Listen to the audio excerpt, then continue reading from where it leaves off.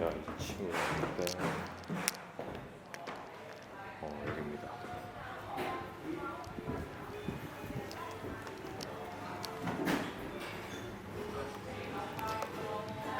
와.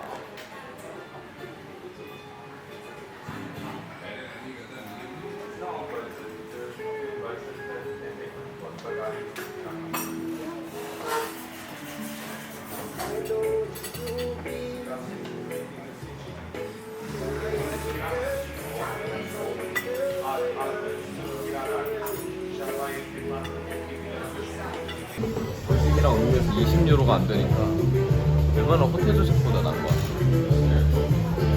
커피가 한 2유로 정도? 되게 의외예요. 아메리카노과 아이스 커피인데.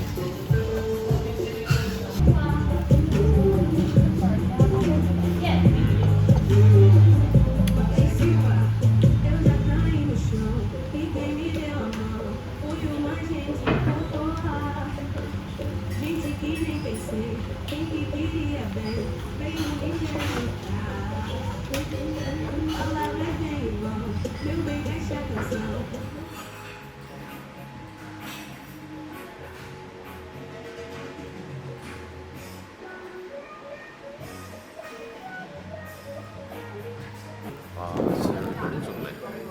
랩탑존도 있어서 노트북도 할 수 있어. 포르투갈 리스본의 최고의 카페 인정합니다. 야외석도 좋고.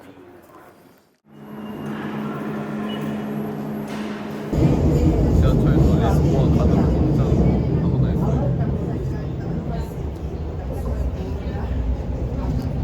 만능입니다, 만능.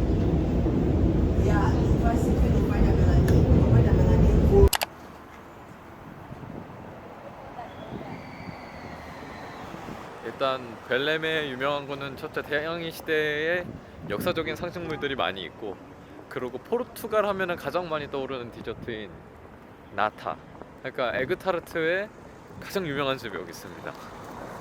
아까 돌아다니면서 몇 번 먹긴 했는데 그 찌는 어떻게 다른지가 되게 궁금해가지고 먹어봐야겠어요. 저는 이제 포르투갈 벨랭주구로 넘어왔습니다. 이 리스본 벨랭주구는 제가 포르투갈을 여행지로, 휴가지로 꼽은 가장 큰 이유가 있는 곳이기도 한데요. 일단 첫째는 이군 여행지라는 점. 그러니까 많은 사람들이 익히 알고는 있지만 선뜻 먼저 가보지는 않은, 그러니까 런던, 파리, 뉴욕, 도쿄 같은 곳이 제 기준에서 1군이고, 거기 가보니까 좋다더라 하는 곳이어서 골랐습니다. 그래서 첫 휴가인 피르키에 이어서 포르투갈을 골랐고, 두 번째는 이제 좀 세계사적인 굵직한 의미를 갖고 있는 곳. 대표적인 거는 이제 14, 15세기를 중심으로 하는 대항해 시대인데, 유럽 서쪽 변방에 있는 이 조그마한 국가가 어떻게 이 세계의 바다를 주름잡는 대항해 시대를 펼치게 됐는지, 그 역사들이 다 녹아들어 있는 곳이 바로 이 벨랭주구여서 한번 제대로 견학을 하고 공부를 좀 해보면 좋을 것 같습니다. 일단 재밌는 거는 포르투갈이 면적도 남한이랑 제법 비슷하고 전체 인구는 1000만 명밖에 안 됩니다. 그러니까 인구 밀집도는 우리나라에 비해 되게 낮은 편인데, 이 포르투갈어를 쓰는 사람들의 수는 포르투갈의 인구가 1000만인데 비해서 2억 명이 넘는 거예요.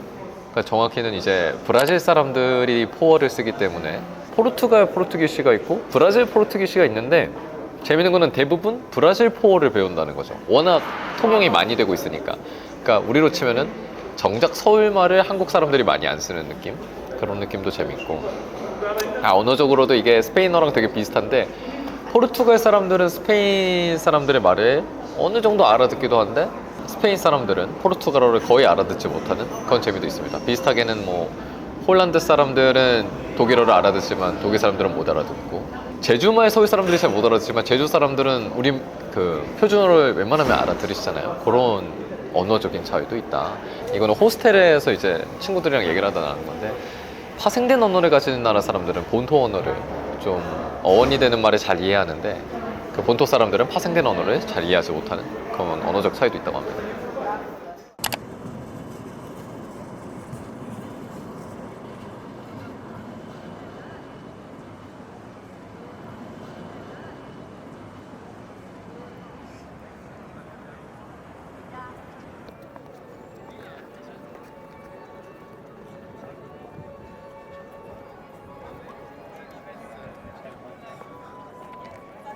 수도원 줄이 너무 길어서 조금 이따 가기로 하고 발견기념비를 보러 왔습니다. 이 발견기념비는 이제 엘리케 왕제가 죽고 나서 500년을 기리는 목적으로 건설이 됐는데요. 이제 대항해 시대를 열었던 여러 인사들을 기리기 위해 33명의 대표가 이렇게 동상으로 새겨져 있습니다. 이 앞에 있는 요거는 아마 혼천이를 본뜬 것 같은데, 포르투갈 국계에 있는 그 마크도 혼천이를 의미하죠. 그만큼 이 나라가 갖고 있는 대항해 시대에 대한 의미 부여가 상당히 크다 볼 수 있습니다. 저 맨 앞에 선두에 있는 사람이 바로 항해 왕자 엔리크고요. 이 재밌는 거는 이 사람들이 다 뱃사람이 아니라는 거죠. 보시면 저기 시인인 루이스 드 카뭉이스도 보이고요. 혼천일에 대고 있는 사람도 있고, 지도 제작자, 수학자, 소설가, 화가. 그러니까 이 대항해 시대를 완성하기 위해서는 힘과 권력, 그리고 항해 기술만 필요했던 게 아니라 문화를 이루는 수많은 요소들이 복합적으로 만들어낸 대역사다, 이런 거를 좀 상징하는 느낌입니다. 여러분, 여기서 대항해 시대의 진가를 맛보실 수 있습니다. 저는 비싸서 안 타지만 여러분은 꼭 가보세요. 벨랭 지구에 3개의 포인트가 있는데, 수도원, 발견기념비, 그리고 벨랭탑입니다.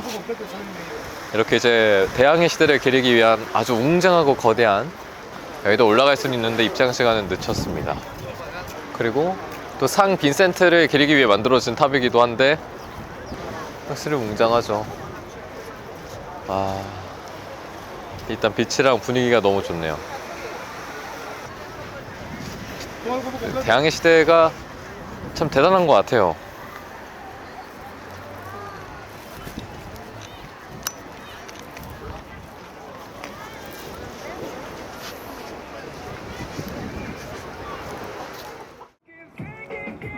아까 수도원 봤던 사람들이 지금 다 일로 나왔나 보다.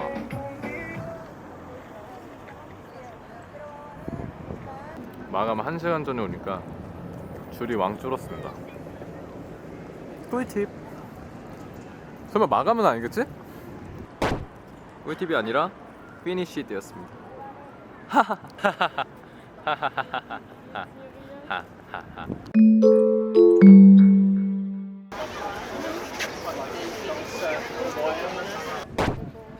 왜 못 들어가지? 결제도 또 했거든요.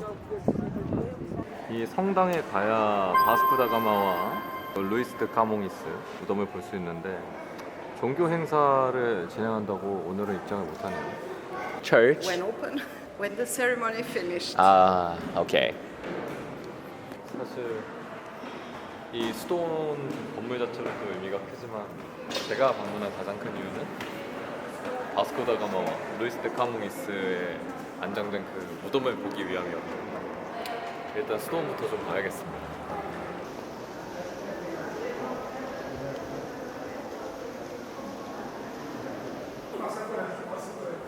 야, 딱 봐도 규모가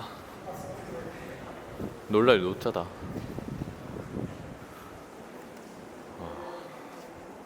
네, 지금 제가 걷고 있는 곳은 리스본에서 가장 커다란 규모의 수도원이라고 할 수 있는 벨렘 지구에 있는 제로니무스 수도원에 왔습니다. 제로니무스 수도원은 이제 바스코 다 가마가 인도로의 항해를 시작하기 전에 마지막으로 또 기도를 올렸던 곳으로 알려져 있는데요. 그때부터 이 수도원이 있었던 건 아니고, 이곳은 이제 1501년에 마누엘 1세에서 착공이 됐는데요. 당시 이제 15, 16, 17세기 최고의 대항해 시대의 전성기를 누렸던 그 포르투갈의 정수를 느낄 수 있는 곳입니다. 일단 마누엘 1세가 1498년에 바스코 다 가마가 이제 인도를 발견하고 캘리컷에 도착을 했습니다. 그러고 이제 다시 무사히 귀환한 것을 기념하기 위해, 그리고 이 대항해 시대를 통해서 무지막지한 부를 축적하게 됐잖아요. 그 영광을 기념하기 위해 지어진 건물이라고 볼 수 있는데요. 일단 보시다시피 규모가 상당하고요. 곳곳에는 이제 마누엘 양식의 건축의 특징, 그러니까 우리가 중세 유럽 건축물에서 볼 수 있는 비슷한 고딕 양식의 느낌이 있기도 하지만, 거기에 좀 더 더해져서 또 무어인들이 이 포르투갈 지역을 지냈던 적이 있는 만큼 이슬람의 영향을 받아서인지 몰라도 상당히 디테일한 문양, 무늬들의 건축에 잘 활용을 했는데, 이 마누엘 양식의 가장 큰 특징은 이제 좀 항해적인 요소가 많이 담겨 있어요. 포르투갈 국기에도 보이는 문양이죠. 이렇게 혼천이 모양이 있고요. 뭐 밧줄이라거나 물결 모양이라거나 곡선을 활용한 디테일한 문양들을 많이 만나볼 수 있는 곳이 바로 이 제로니무스 수도원에서 엿볼 수 있는 마누엘 양식의 특징입니다. 일찍이 또 카톨릭, 기독교가 잘 자리를 잡았던 만큼 종교적인 느낌도 많이 받고 있고요. 우리나라로 치면 천주교 신자분들이죠. 성지순례지로도 많이 유명하더라고요. 그래서 또 포르투갈의 전체 인구의 80% 정도가 천주교를 믿고 있거든요. 일찍이 기독교가 잘 자리를 잡아서 또 그런 종교적인 색채도 많이 느껴볼 수 있는 제로니무스 수도원입니다.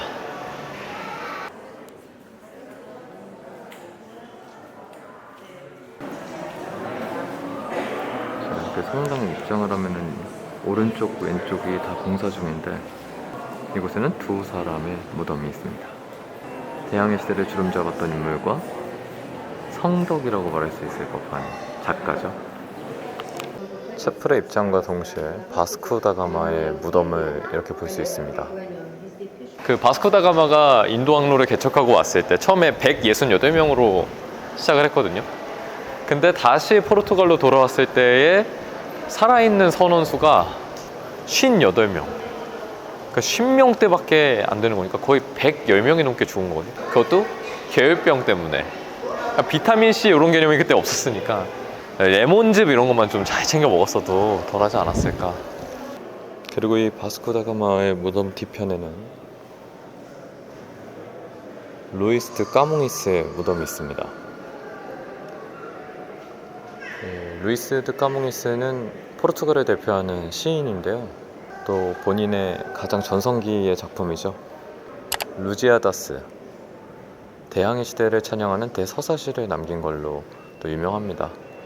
그렇게 지금 브라질과 함께 공동으로 주관하는 문학상, 포르투갈의 문학상인 또 까몽이스의 상도 이 루이스 드 까몽이스로부터 유래가 된 거고, 까몽이스를 기념하는 날이 포르투갈의 날로 국경일이기도 하더라고요. 그 정도로 의미가 있지만 일단 동시대를 살지 못했고 또 한평생 찬양을 하기도 했지만, 사실 이 까몽이스의 말년은 되게 비극적이었다고 해요. 유명한 작품을 남겼음에도 되게 빈곤한 그런 생애를 마무리 짓게 됐고, 그리고 또 리스본 대지진 때 되게 작은 수도원에 그 시신이 안착됐었는데 리스본 대지진 때 소실되었다는 그런 이야기도 있습니다. 이후에 이제 이곳으로 이장이 됐고, 본인이 한평생을 찬양했던 바스코 다 가마와 같은 곳에서 이제 눈을 감게 되는 것. 그의 혼이 이 사실을 안다면 그 감회가 얼마나 새로울까요? 이게 또 신기하게도 바스코 다 가마가 죽은 해에 까몽이스가 태어났더라고요. 1524년. 그 또한 운명이죠. 그리고 이렇게 채플 중앙에는 마누엘 1세의 시신을 보관하고 있습니다. 디테일을 보면 왕가의 무덤을 다 코끼리들이 이렇게 받치고 있거든요. 이것도 이제 좀 대항해 시대의 산물이라고 할 수 있겠죠. 인도산 코끼리. 정말 웅장함이 느껴집니다. 15세기 대항해 시대의 영광.